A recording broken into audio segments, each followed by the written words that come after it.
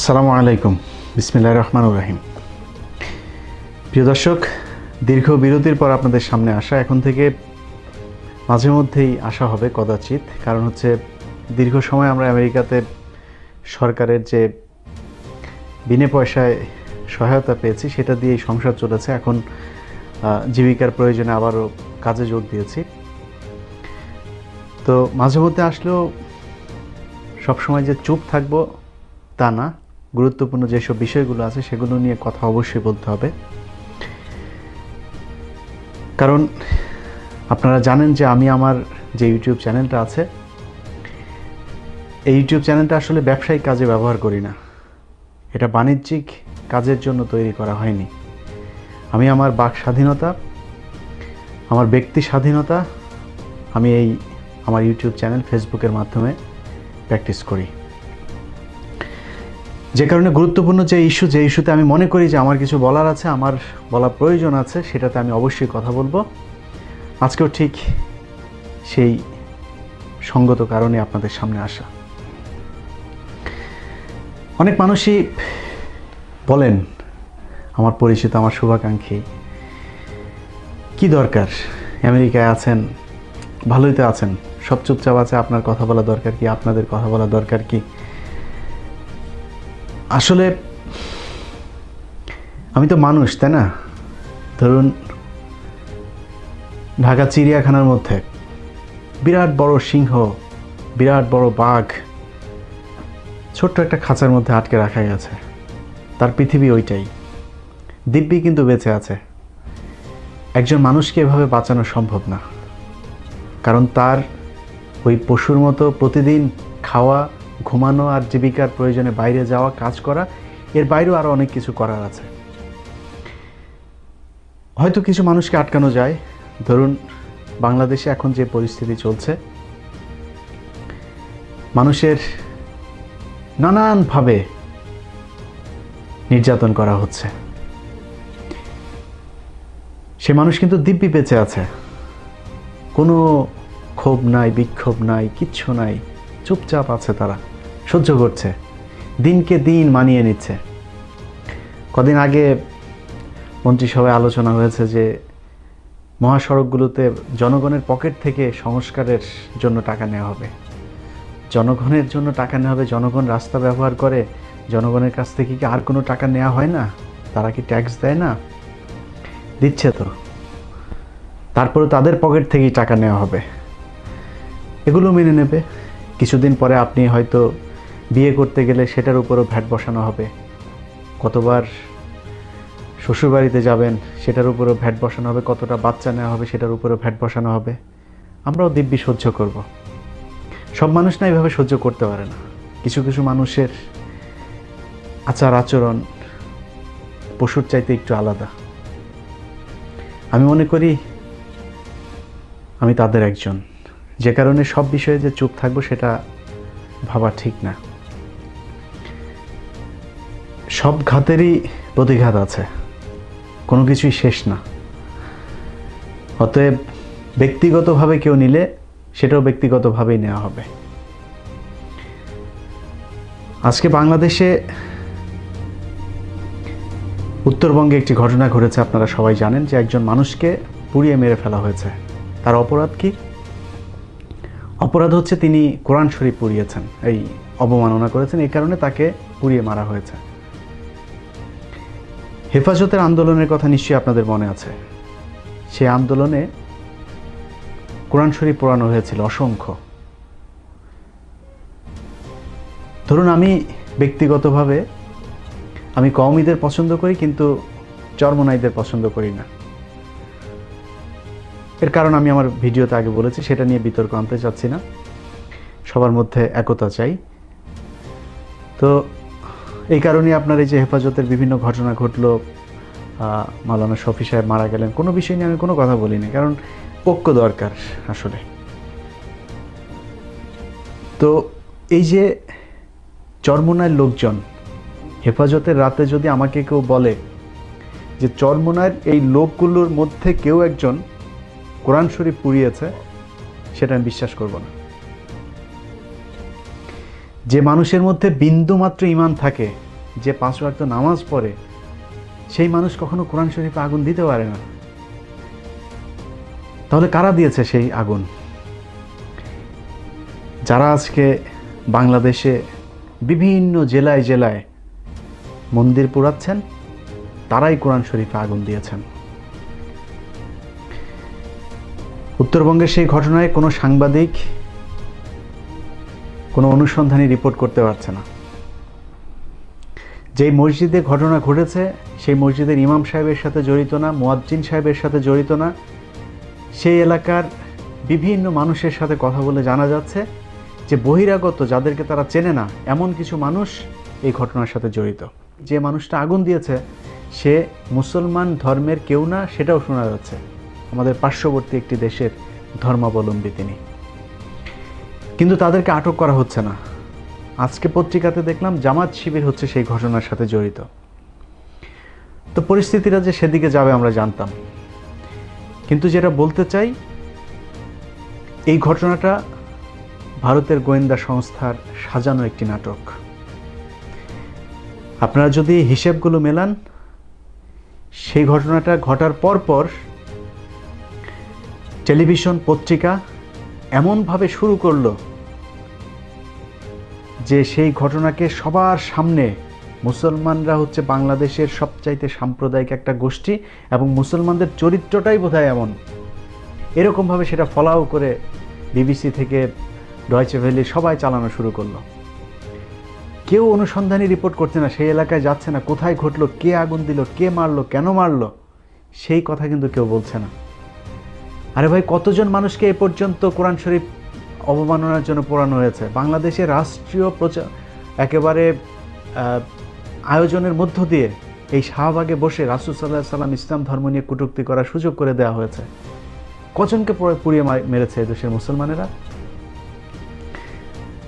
আজকে ফ্রান্সের ঘটনা নিয়ে অনেকে অনেকভাবে কথা বলছেন যে ফ্রান্সে কেন মুসলমানরা এরকম করছে। আমাদের বাঙালি মানুষও বলছে অনেকে, এটা করা ঠিক হচ্ছে না, কেন বিক্ষোভ করছে, এই সেই। আরে ভাই, আপনি কলিজায় ধরে টান দিয়েছেন। আমরা তো, আমাদের ঈমান নাই, এই জন্য আমরা চুপ আছি। যদি বিশ্বাস করতাম যে আমাদের মৃত্যুর পরে জবাবদিহি করতে হবে, যদি কলেমায় বিশ্বাস করতাম, রাসূল সাল্লাল্লাহু আলাইহি সাল্লাম বলে কেউ একজন আছে, তাকে বিশ্বাস করতাম, এই অবমাননা সহ্য করা যায় না। আমরা কিন্তু দিব্যি খাচ্ছি, দাচ্ছি, সব কিছু করছি, কোনো সমস্যা হচ্ছে না আমাদের। একটু চিন্তা করুন তো, কাকে অপমান করা হয়েছে? বাক স্বাধীনতার কথা বলবেন? যেই দেশে কোরআন শরীফ অবমাননা করা হয়েছে সেই দেশে গিয়ে ওই দেশের সংখ্যাগরিষ্ঠ যে ধর্মীয় জনগোষ্ঠী আছে তাদের ধর্মীয় গ্রন্থটা একটু মুসলমানরা পোড়াতো, তারপরে কি হয় দেখি। কিছুদিন আগে নরওয়েতে কোরআন শরীফ পুলিশ পাহারা দিয়ে রাস্তার মধ্যে তারপরে তারা পোড়ানোর ব্যবস্থা করেছে। সেই দেশটাতে যদি ওই দেশের ধর্মাবলম্বী যারা আছে সেই সংখ্যাগরিষ্ঠ ধর্মাবলম্বীদের বই যদি নাকি, ধর্মীয় গ্রন্থটা যদি ওইভাবে পড়ানো হয়, পুলিশকে এইভাবে মুসলমানদের পাহারা দিয়ে সেভ করবে? কখনোই করবে না। অতএব বাক স্বাধীনতা মানে যা ইচ্ছা তাই না। যেই দেশে এই ঘটনা ঘটছে সেই দেশের প্রেসিডেন্ট আমার সামনে দিয়ে যাবে আর তাকে আমি গালি দেব, সে সহ্য করে কিনা দেখি তো। তার যা নিরাপত্তা কর্মী আছে তারা সহ্য করে কিনা দেখি তো। যেই দেশের সরকার সারাদিন ভিক্ষা করে, সেই ভিক্ষুকের জাতি যারা আছে, থার্ড ওয়ার্ল্ডের কথা বলছে, সেসব দেশে প্রেসিডেন্টদের কথাই চিন্তা করুন। বাংলাদেশে শেখ মুজিব আর শেখ হাসিনাকে নিয়ে কথা বললে মানুষ জেলে যাচ্ছে না? তো বাক স্বাধীনতা তো। শেখ মুজিবকে কি কেউ কবরে গিয়ে চর মেরেছে নাকি? শেখ মুজিবকে গালি দিচ্ছে, শেখ মুজিবকে কটূক্তি করছে, সমস্যা কি? বাক স্বাধীনতা না? এখন আপনি যদি বলেন যে না, বাক স্বাধীনতার একটা লিমিট আছে, সেই লিমিট খালি শেখ হাসিনা আর শেখ মুজিবের জন্য না, সেই লিমিট রাসূল সাল্লাল্লাহু আলাইহি সাল্লামের জন্য আসতে হবে।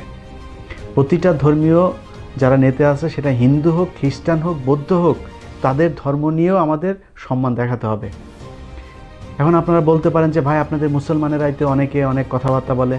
ভাই, আমরা মুসলমানেরা আপনাদের এই ধর্ম নিয়ে কোনো দিন কথা বলতে যায়নি। আপনি নাস্তিক, আপনাকে নিয়ে কোনো দিন নাস্তিকদের বিরুদ্ধে মুসলমানদের কোনো সভা সমাবেশ হয়েছে? নাস্তিকদের বিরুদ্ধে কেউ কোনো কথা বলেছে? কিন্তু এই নাস্তিকরা যখন আমার ধর্ম নিয়ে কথা বলবেন, তখন তো আপনাকে ছাড় দেওয়া হবে না। আপনাকে যেভাবে যা ইচ্ছা পালন করার সেই স্বাধীনতা দেওয়া হয়েছে, আপনি নামাজ পড়বেন না, কোনো সমস্যা নেই, আপনার স্ত্রীকে আপনি ন্যাংটা করে রাস্তায় ঘুরবেন, সমস্যা নাই, কিন্তু মানুষ আপনার স্ত্রীর দিকে তাকাবে, সেই স্বাধীনতা তার আছে। অতএব আপনার স্বাধীনতার একটা লিমিট আছে। যদি লিমিট নাই থাকে, তাহলে আপনার স্ত্রীকে নিয়ে যখন আপনি রাস্তায় বের হবেন, তাকে আমি যদি চাই, আমার যদি পছন্দ হয়, তাহলে ধর্ষণ করার সুযোগ দিতে হবে। দিবেন সেটা তো দেবেন না। অতএব সব কিছু স্বাধীনতা মানে এই না যে আপনি যা ইচ্ছা তাই করবেন। স্বাধীনতা মানে হচ্ছে অন্যের স্বাধীনতা রক্ষা করে তারপর নিজের স্বাধীনতার প্রতিফলন ঘটানো, এটাই হচ্ছে স্বাধীনতা।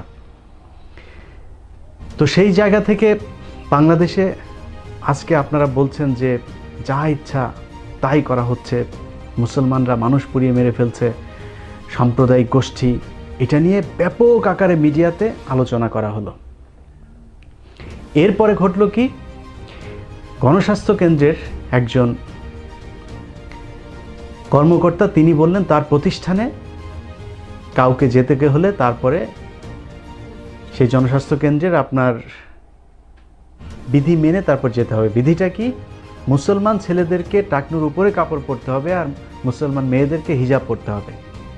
আচ্ছা, এই আদেশটা কি খুব খারাপ আদেশ? কোনো খারাপ আদেশ দিয়েছে?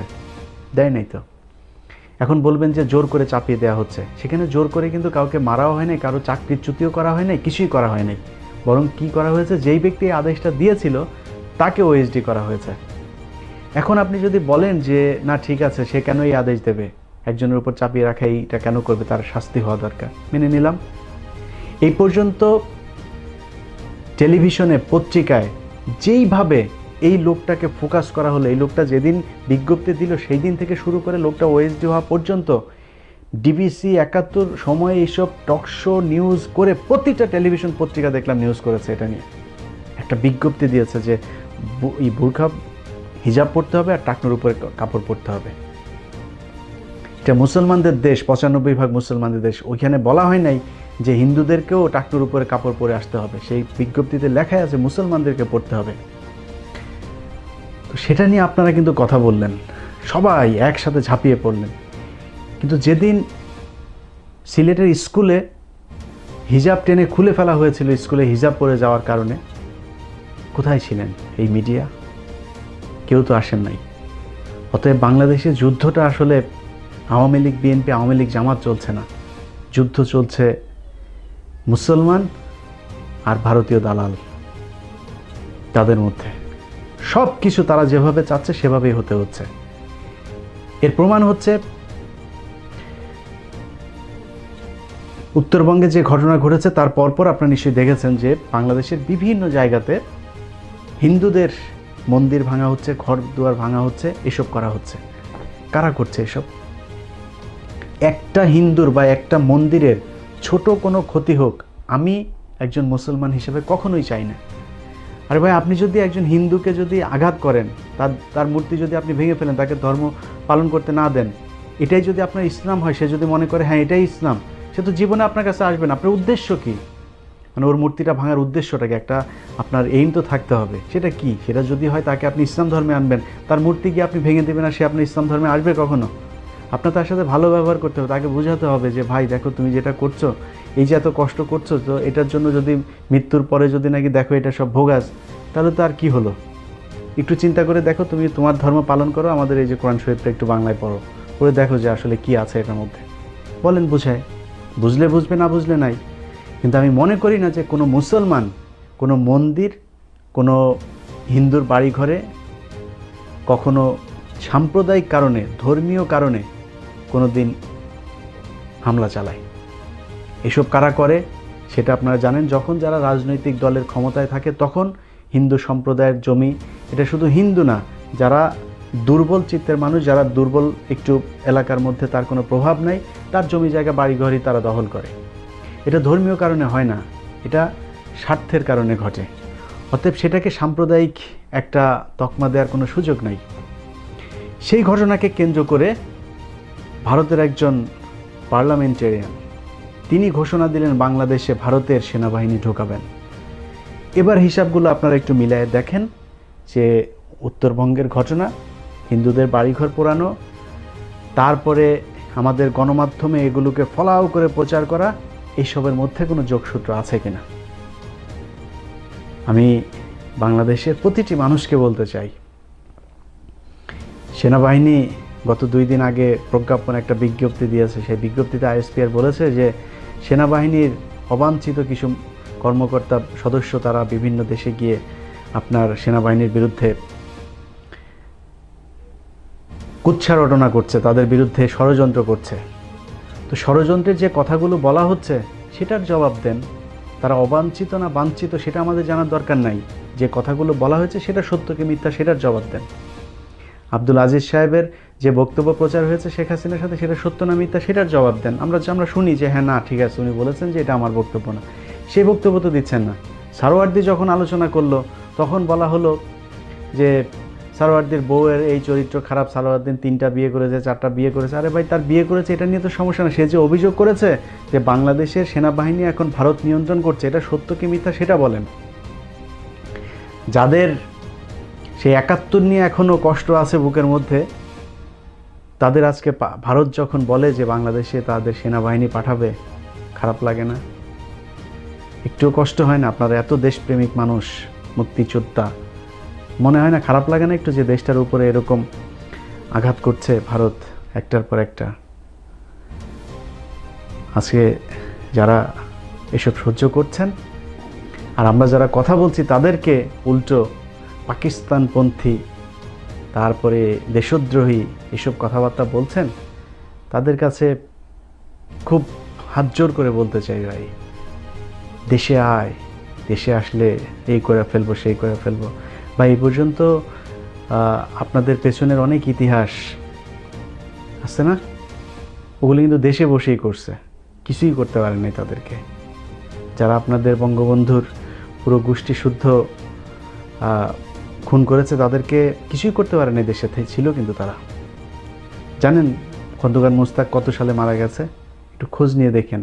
75-এ খুন করেছে সেই খন্দকার মোস্তাক, মারা গিয়েছে কত সালে? একটু দেখেন, গুগলে সার্চ দেন খন্দকার মোস্তাকের মৃত্যু দিবস কবে।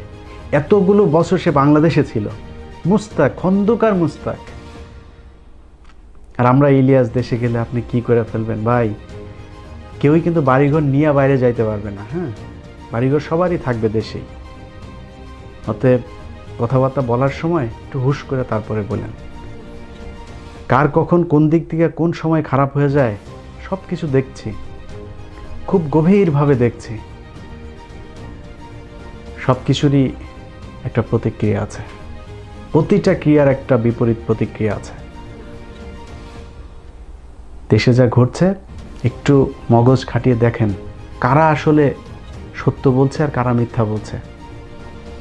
মুসলমান হিসেবে যদি নিজেকে দাবি করেন, তাহলে এইভাবে একটা দেশের বিরাট বড় মুসলিম জনগোষ্ঠী, যারা পৃথিবীর 2য় বৃহত্তম মুসলিম জনগোষ্ঠী যেই দেশটাতে বাস করছে, সেই দেশের মুসলমানদের মাতৃভূমিটাকে এইভাবে বিপজ্জনক করে তুলবেন না।